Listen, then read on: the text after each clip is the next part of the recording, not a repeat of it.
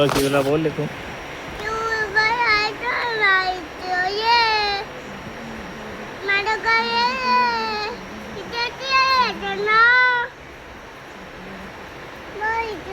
हो ट्रेन येणार ना तिकडे, तिथे नाही उभं राहायचं ना पुढे. बोला शिवला बोला. शिव कुठे आहे? शिव कुठे आहे? शिव कुठे दिसली गेली उडून. आता तिकडे माणसं जातात ना म्हणून आता काय करायचं? गे